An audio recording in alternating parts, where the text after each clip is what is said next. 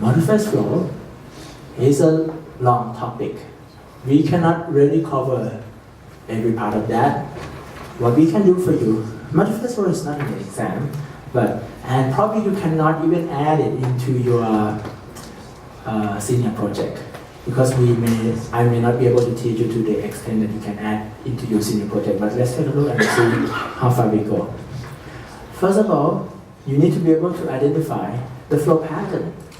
Okay, we have stratified flow with wave, stratified wave, elongated bubble flow you have seen in the lab, slab flow have some air entrained inside the liquid phase. We have annular flow. Annular flow means gas in the middle, and we have this bubble flow. Colton, why do we care about flow pattern?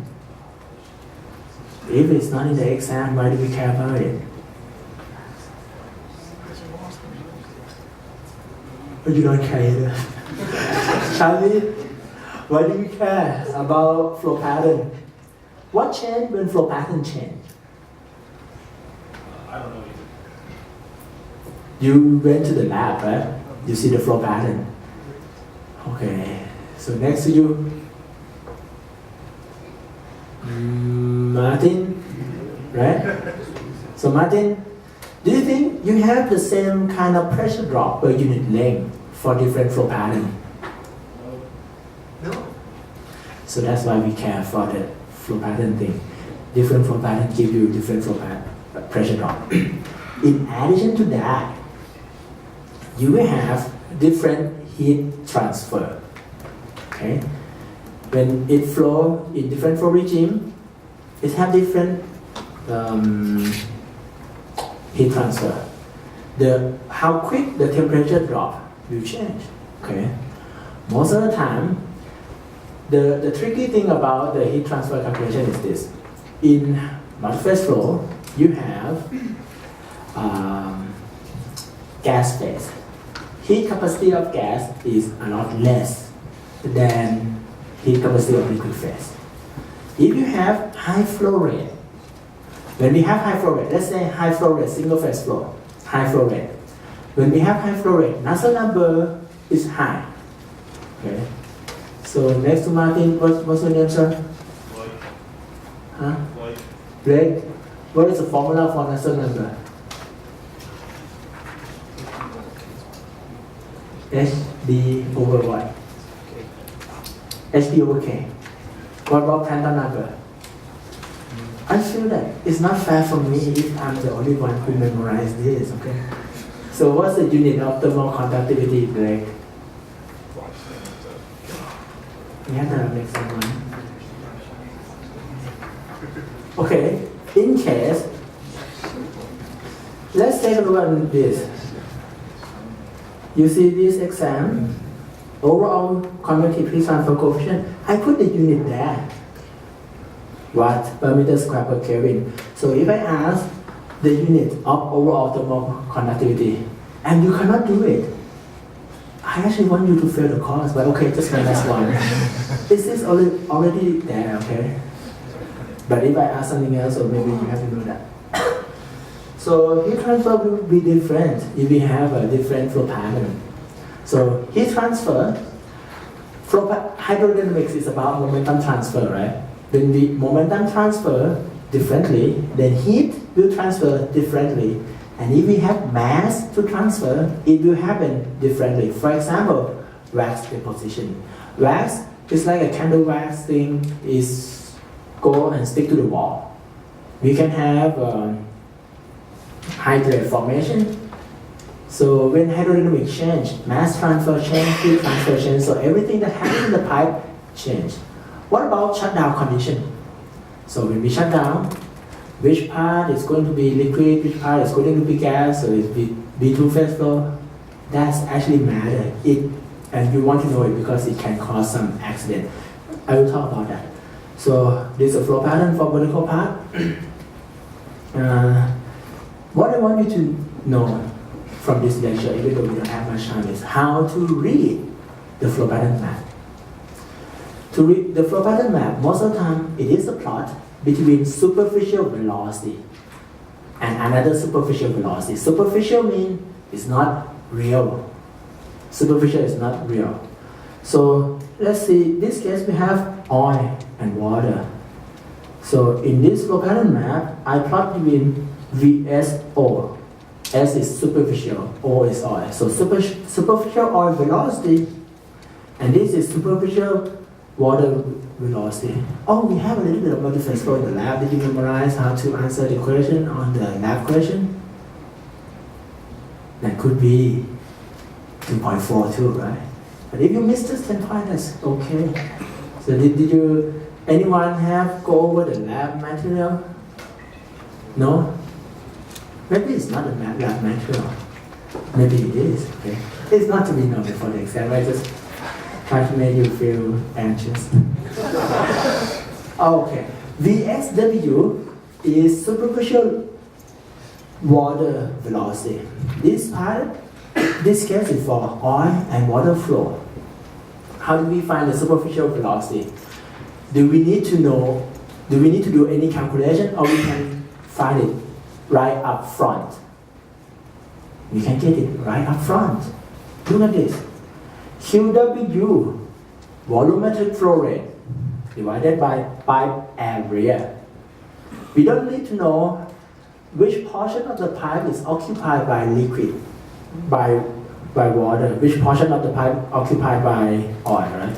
So look at this flow pattern. Sometimes top is liquid, oil, bottom is water. It can be like that. And if we have different flow rate, something that flows fast will not stay in the pipe that much. Something that flows slow will kind of stay in the pipe. So if you have oil, gas and liquid flow, you have gas on the top, liquid on the bottom. Even though the cross-section area that occupied by those phases may be very similar, but the volumetric flow rate can be different, right? Volumetric flow rate is velocity multiplied by cross-section area. Gas typically flow a lot faster than liquid for stratified flow. So cross-section area multiplied by velocity, that's the volumetric flow rate for gas. So even though cross-section area is the same, but volumetric flow rate may not be the same. Okay. Okay. This is flow pattern map. The way to read it, you calculate superficial velocity first. Superficial is the flow rate divided by area, and you take a look at the graph. Let's take a look for the case of two-phase flow. For two-phase flow case, SS is stratified smooth, A is annular flow, SW is stratified wavy, I is intermittent. Intermittent has the, bubble flow, elongated bubble flow and slack flow. Okay, DB is dispersed bubble flow. VSL is liquid volumetric flow rate divided by pipe cross-section area. VST is gas volumetric flow rate divided by pipe cross-section area. So you can calculate it right up front. Once you know it, so let's see, VSG is 1, VSL is 1. So you know that it is over there. Then it shows you that it's intermittent flow. I is for intermittent. Intermittent means it's not continuous. Okay, so the black dot here is slack. The white thing, this part is the elongated bubble flow. So if you know flow pattern map, if flow pattern map is given, you know VSL, VSG, you can find out the flow pattern easily. Okay. Majority of the flow pattern that you want to know. If it is a gas well, you will have, okay, who want to help me? Salim, for gas well, what is the pressure drop of flow pattern that you expect to have for gas well? Annular flow. Next, what's your name? Sebastian. Sebastian, for gas well, let's say you have another flow. Do you think we can have other flow pattern? Yeah. Will flow pattern be the same everywhere in the gas well, or it can change in location? It change. Why does it change? Why? Due to the gas properties, I guess, maybe, or elevation, maybe. I don't know. Okay.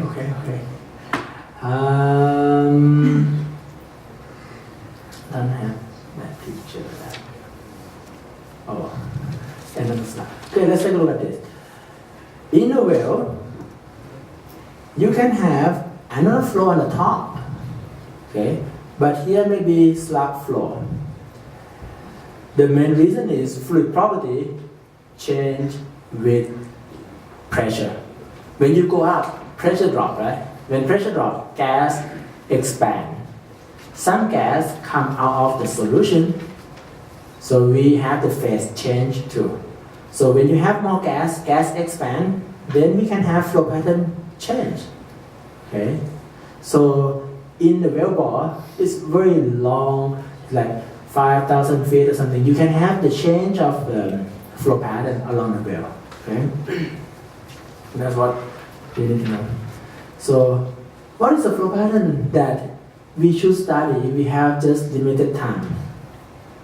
So, look at this. You see 0 degree flow pattern that look like this. Take a look at I. This I. This is 0 degree. 0.25. I become very big. So when I change from 0 to 0.25, the flow pattern kind of expand a lot. So it's a dominant flow pattern of majority of the flow pattern in the slightly inclined is intermittent flow. Okay, so your pipe, when you put it on the ground or you buried it, sometimes it's not 0.0. It can be 0.25 upward incline, right? Just 0.25. And the flow pattern change completely. So the flow pattern is really sensitive to the angle. 0.5, I, take a look at I. 0.5, 1, 2, 5, 10 degree, 15 degree upward, 20 degree, 30 degree. They look more or less the same. Okay? 70. So when you go 70 to 80, there's some change. 90. Let's look for downward. So for upward incline, majority of the flow pattern is intermittent flow. Okay? Downward, look at SS and SW. Okay? It's 0 degree minus 1. SW, stay over there. Minus 5. Everywhere is SW. Where can you get? Okay, next to Sebastian. Okay, back O'Neill. Where do you get minus 5? What kind of situation that we have minus 5?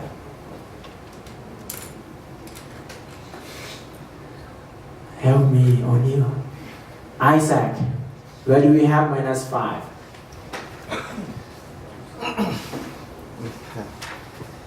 OP, where do we have minus 5? Minus 5 is inclination angle is minus 5 is like this. Slightly downward flow. OP, where do we have minus 5?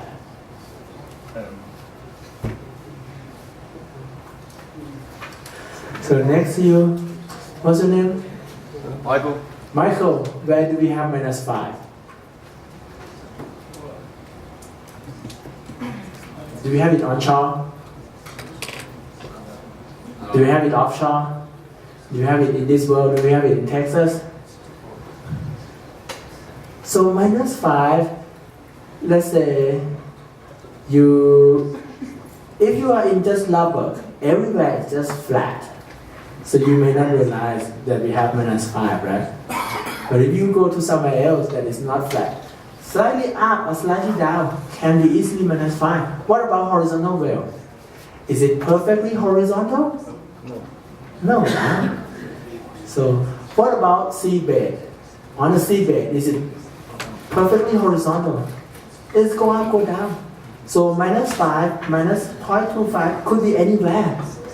Onshore, offshore, gas cell pipeline, liquid line that you buried it.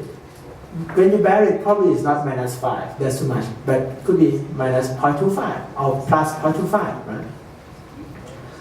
So my point is, the main flow pattern for downward flow is stratified wavy.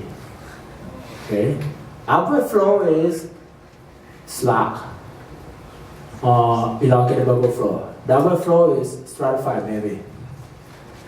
So that's the two main flow pattern that you should know how to calculate pressure drop. There's another one that's very good, like really easy to calculate. dB, look at dB. This bubble flow. This bubble flow is easy because you can assume that everything is well mixed and combined into single phase. Then you do weighted fluid property and you calculate it as if it is just a single phase.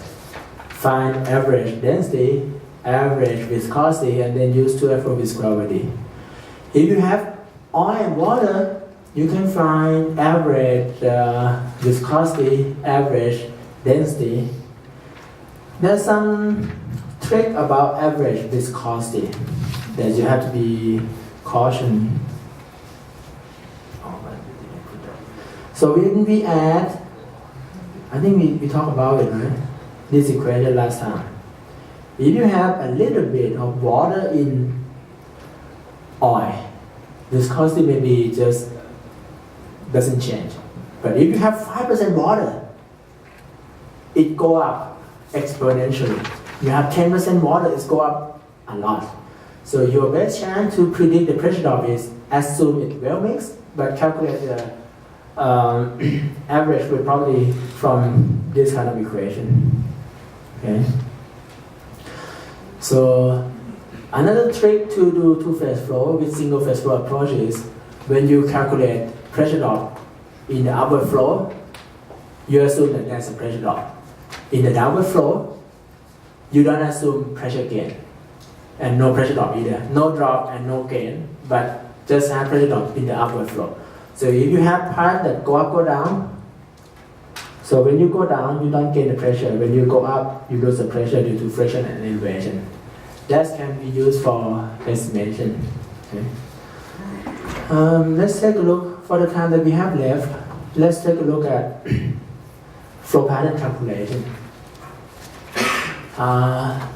Let's try to use most out of your time. Okay. Flow pattern calculation is not difficult thing to do, but there are some formula and some math. Without explaining about anything, you can still do it pretty quick. First, let's take a look at this chart. This chart is easy to use. Okay, this is transition to annular flow.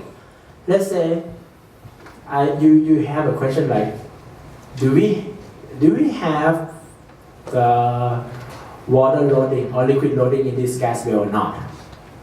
You can use Turner equation to do the calculation, but it's not going to be that impressive, you know. If you use this, it's better actually. So you can check if you have annular flow or not. You can actually see the flow pattern. Generally, oh, you're looking at the screen, okay, it's fine, you're looking at the screen. So this chart can help you to check if you have annular flow or not. To use this chart, look at this area, not annular flow, okay, and this is not annular flow. So if you are in this part, that is annular flow, okay. This area on the right hand side is annular flow. How do we find that? We have to calculate the y and x. Y is over here, and we have x here. And some part of it has a linear scale. You see this is a linear scale, and that part is a log scale. Y and x, there's a formula to calculate it. It's like Reynolds number, but this time is longer. They are dimensionless, but they are a lot longer. Let's take a look. So the expression for y is this one. Okay. Delta rho multiplied by g sine theta divided by minus dpdl sub f, which is frictional pressure loss, sub sg. When we have subscript sg, this means that it is for calculated based on superficial gas velocity. Superficial gas velocity. So next to Michael, what's your name? Me? Yeah. Kyle. Kai, what is superficial gas velocity? How do you calculate it? Qg over what? Cannot concentrate because of the exam. Qg over pipe area that you can calculate upfront minus dpdl sub f sub sg, that is frictional pressure loss based on superficial gas velocity. Superficial gas velocity, we know it right up front. Okay. Look at this formula. So this formula is for friction factor. Okay. Friction factor for turbulent flow, you can write like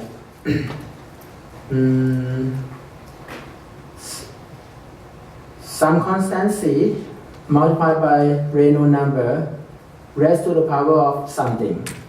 That c is either 16 or 0.046. Okay. This will equal to friction factor, fanning friction factor. And that n can be 0.2 or 1. So this will be rough approximation for the case of smooth pipe. So what you have is, you can calculate this part. The formula is 2F rho v squared over d, right? When you put everything together, it is like that. So take a look at this term. It looks like it's long, but it's just 2F rho v squared over d. That's what it is. So rho v squared over d and 4 cancel with 2 become 2F rho v squared over d. Everything in this part can be calculated right up front. You can calculate VSG. When I say right up front and not right up front, let's talk about VG and VSG. So VSG, you can calculate right up front by use volumetric flow rate divided by area, right? What about VG, gas velocity? Why we cannot calculate right up front? Another math here. Why we cannot calculate gas velocity right up front? What do we miss? So Vg is Q over A. So Vg will be real gas velocity. So that A will be what? Area that is occupied by gas phase. So let's say your gas flow on the top, liquid flow on the bottom. So this much is the cross-section area for gas, but we don't know how much that is until we do the whole calculation. So we cannot get it, right? So we have to use real area, but we don't have real area yet. So to calculate X and Y, you don't need real area. You just start with superficial gas velocity, superficial liquid velocity. So everything on the left-hand side, you can calculate Y. But it's long, okay? Think about it, if you put everything in the calculator, what is the likely chance that you will make one mistake? It's quite a lot, and everything will be wrong. Okay, let's take a look at X. This is formula for X squared. You do calculate for X, you put the square root on everything.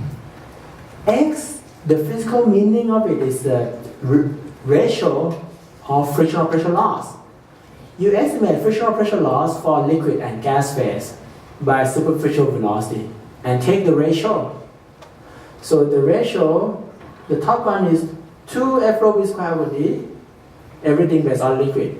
The bottom one is 2f rho v square over d based on gas. F is a Blas's type equation, constant multiplied by Reynolds number raised to the power of either 1, minus 1 or minus 0.2. Okay, that's a Blas's type equation. Everything can be calculated right up front. Of course, when you try to do the calculation, you don't know if you have turbulent flow or laminar flow. If you have turbulent flow, your exponent will be minus 0.2, right? If you have laminar flow, it will be minus 1, but you don't know what it is. So what do? You just assume everything is turbulent flow. Do the calculation. Once you calculate, you get x and you get y. Almost done. Go back to the chart, this chart. So let's say you have, look at y parameter. If you have horizontal flow, that sign 0 is 0. So horizontal flow, y is 0. So y is an indication of inclination angle. Okay, if you have horizontal flow, y is 0. So what happens is you put 0 for y, and if your gas flow a lot quicker than liquid, so the denominator is high, right? X is low. Let's say friction from gas is a lot and friction from liquid just a little bit.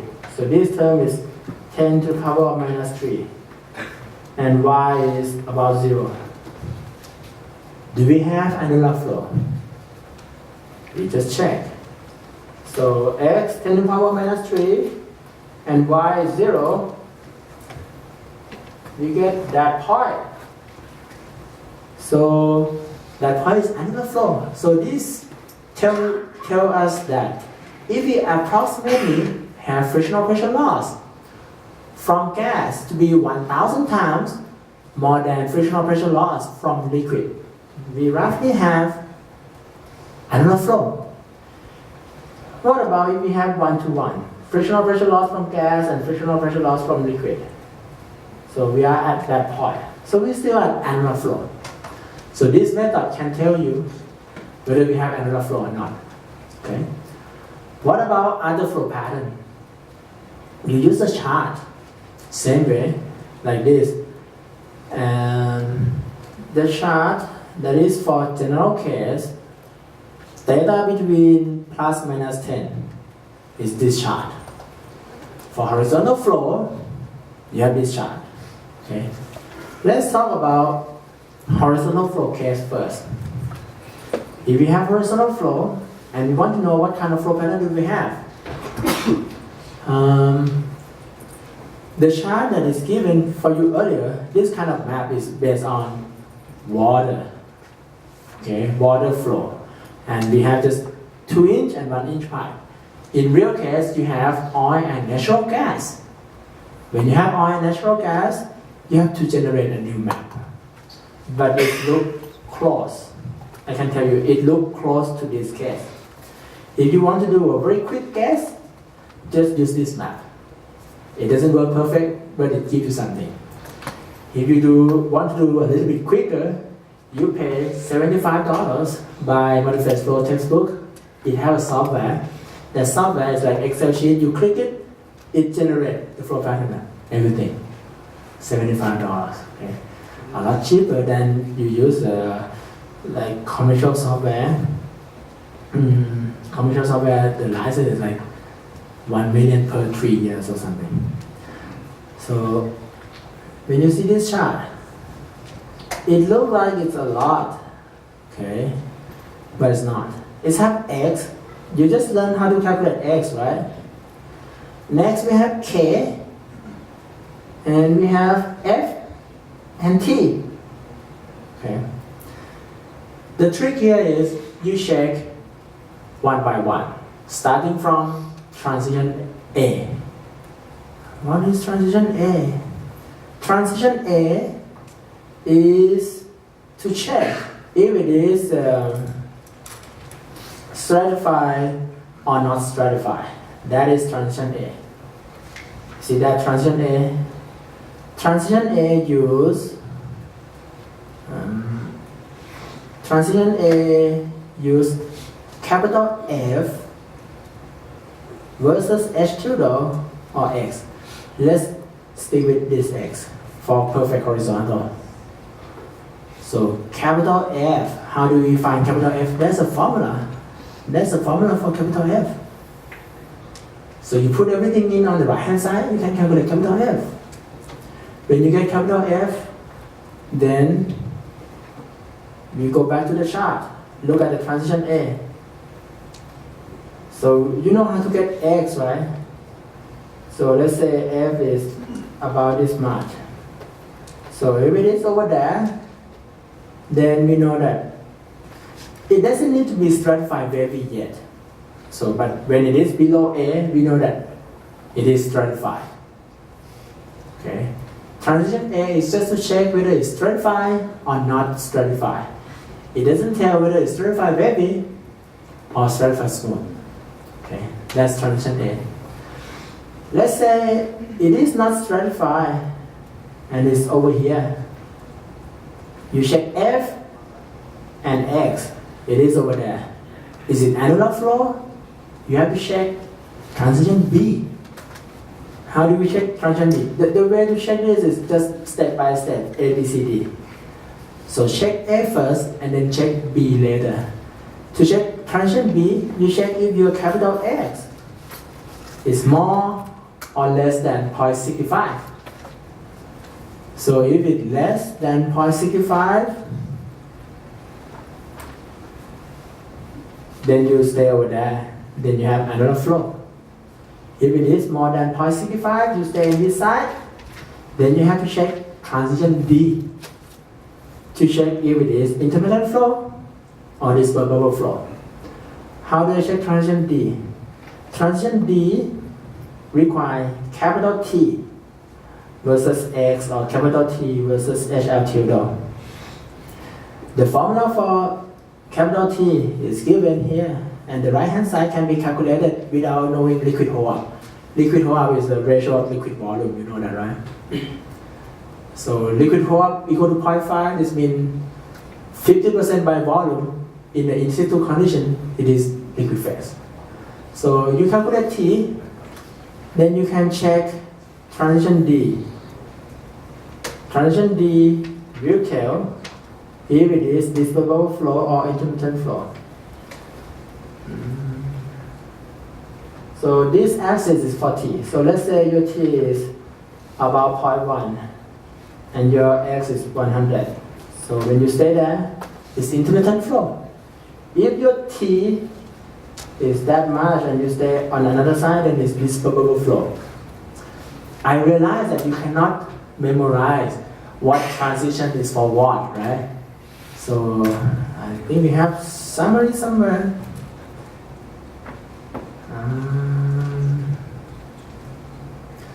Or you have to find it for the. Oh no, I deleted the summary. I think that summary is not here. So transition A is for stratified to non-stratified. Transition B is to check if it is annular flow or not. But if you want to check annular flow, you can use this map right away. Okay, this is a unified flow pattern map for any angle. After, let's say you have, I think you won't be able to do the actual calculation, but at least you have some feeling on how do we get it. So let's do pressure drop calculation. Let's say you know what kind of flow pattern it is. Then you want to do flow pattern pressure drop. To do pressure drop calculation, let's say you have annular flow. Annular flow, most of the time if you have upward incline or slightly inclined, is annular slug flow or dispersible flow. So, and you want to know pressure drop. How much is the pressure drop? There's a formula for it. So for slug flow, that is the formula. It may look long and kind of scary, but look at it turn by turn. The first one is for rho U, slug unit density. Okay, so you have film zone and slug zone. So on average, this mass over the volume, that is rho u. Rho u g sin theta, that is gravitational pressure loss. Okay? Multiplied by length.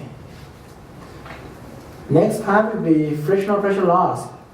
Tau s pi d over ap L sub s. Tau d is, I think it's given. Tau is 0.5 f rho v square. Tau s, look at this tau s. Tau s will be 0.5 multiplied by f rho v square. Same as other shear stress. Tau is shear stress. So we have every shear stress, the formula is 0.5 f rho v square, right? That's for every formula.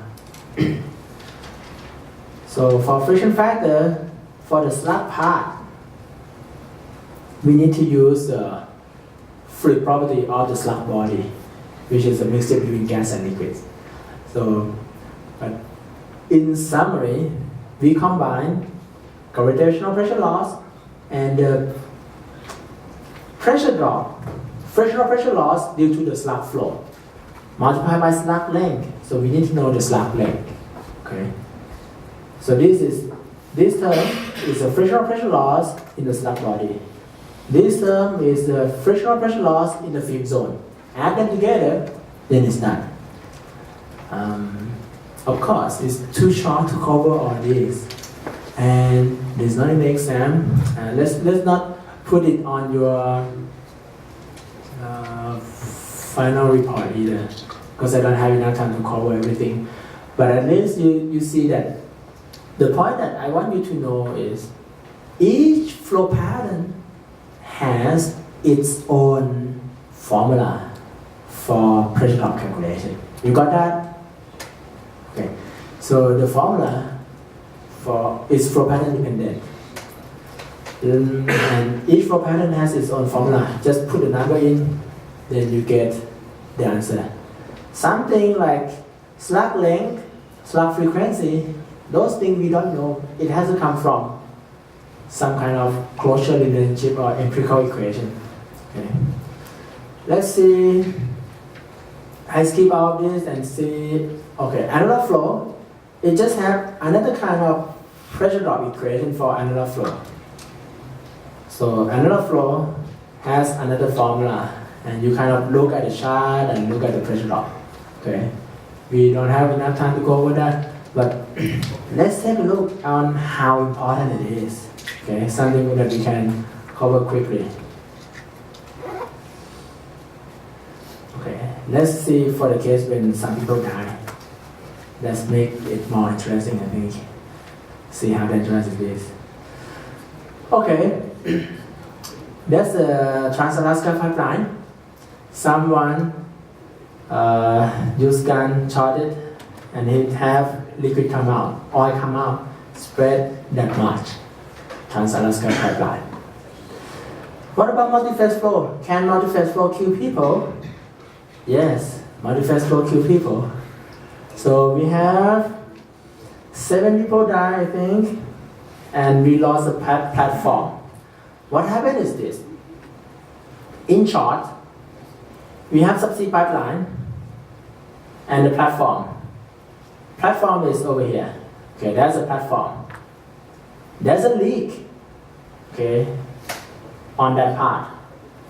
And they decide to cut the pipe on the top. You see this cut location.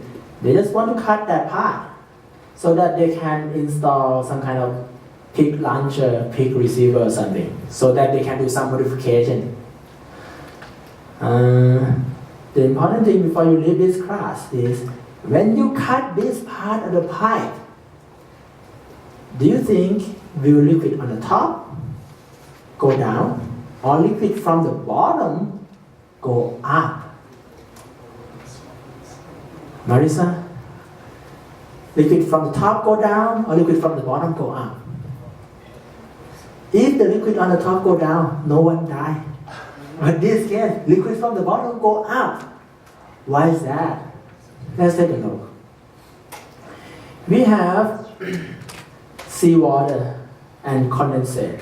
Okay, so if you drill a hole on this side, so what do you think happened? Do you have oil from the top coming out and level just decrease until that point? No, it's not like that, right? Whenever you drill the hole on this part, water from this side will push everything down and make it come out until hydrostatic head of both sides equilibrium. This is not a problem if you have single phase flow. Let's say you have single phase flow. So the situation is like this pipeline. You have hole, right? So this is connected to the sea level. So on that point, we have hydrostatic head pushing against that. So when we cut some part over here, seawater push this thing in and make liquid pop up. That's not quite a problem for single phase flow, because if you have single phase flow, let's say you have single phase flow, and you decide to cut the pipe over here. So water level will go down until it reaches this point to the new equilibrium.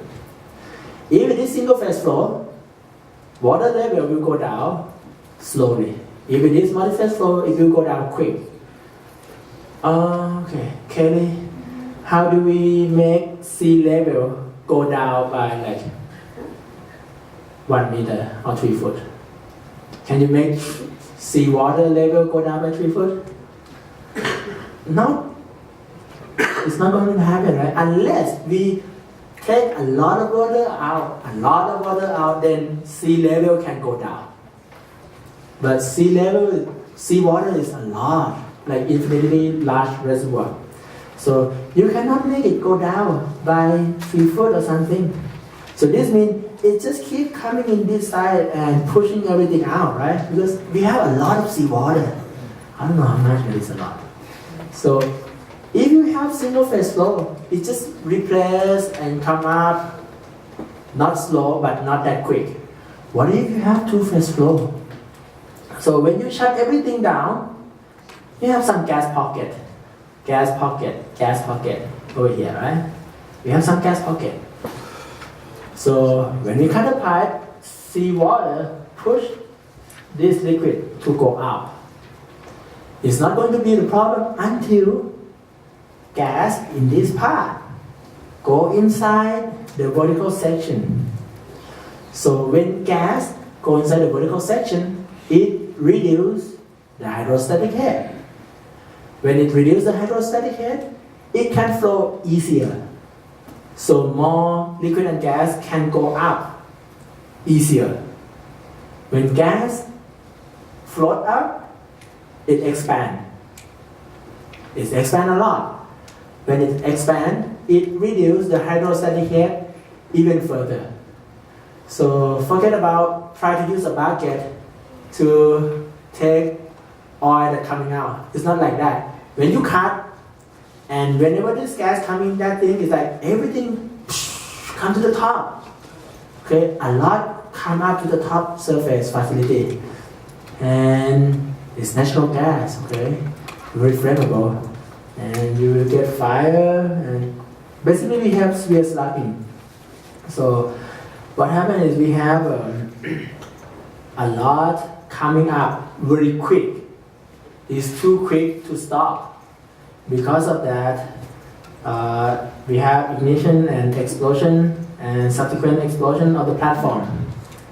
Loss, several lives, and destruction of the platform. Everything is gone, including people over there. So that's not good. So it happened that quick because of multiphase flow. Okay? Most of the time, multiphase flow calculation is not for this kind of thing. This kind of thing is transient multiphase flow. Most of the time the accident happen during the startup or shutdown, or when you try to do something strange. If you let it flow, operate as usual, nothing happen. Okay? Multiphase flow, you can use it to calculate pressure drop in subsea riser. For onshore, you don't have much location that you have to have some concern about multiphase flow. Some part of your pipe will have gas and liquid. If you have multiphase flow calculation and single phase flow calculation, single phase flow calculation most of the time will give you conservative, maybe too conservative, okay, approach. Before we end this class, let me ask you this. If we have single phase flow, liquid velocity of 3 meter per second, okay, that's case 1. Case 2, I have liquid velocity VSL, superficial liquid velocity of 2 meter per second, and VSG 1 meter per second. So totally 2 plus 1 is 3. They are quite the same, right? Victor, case 1 or case 2 that you think is have more viscosity?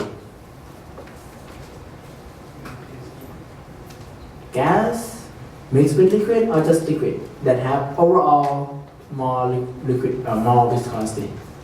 If you dissolve gas into liquid phase, viscosity go down, right? So case 1 have more viscosity, and total velocity of case 2 is 2 plus 1 is 3. If you consider it as a pseudo single phase, so the velocity will be 3 meter per second. Same velocity, but case 1 have more viscosity, so your pressure drop for the case of single phase flow is more, provided that the total velocity is the same. Case 1 is 3 and case 2 is 3. So if you do your senior design and you have multiphase flow, you know that you can calculate like velocity of gas, velocity of liquid, but you cannot calculate pressure drop for two-phase flow because I haven't taught you enough to calculate that. What you can do is you say VSG equal to 1, VSL equal to 2, 2 plus 1 is 3, and you calculate single phase flow of velocity equal to 3. And that will be your conservative case. And you can say, hey, even though I have two-phase flow, I expect my pressure drop to be about just less than 20 psi. What about hydrostatic head? Liquid or liquid plus gas have more hydrostatic head. Pure liquid has more hydrostatic head, right? It's more density. So if you do just liquid, it will be conservative case. The only thing that you have to be careful is when it go up and go down. When it go up and go down, just a rule of thumb, when it go up, use pseudo single phase calculation to get pressure drop. When it go down, assume no pressure loss, no pressure gain. You'll be just fine. We have 1 minute left. Any word before we do the exam? Who need to meet with me? Raise your hand so that I can anticipate how much time I should allocate for you guys. Just raise your hand. You can meet with me anytime afternoon, anytime before the exam. Just 2 people. Just AJ and Travis. Okay, and Kyle, Kale.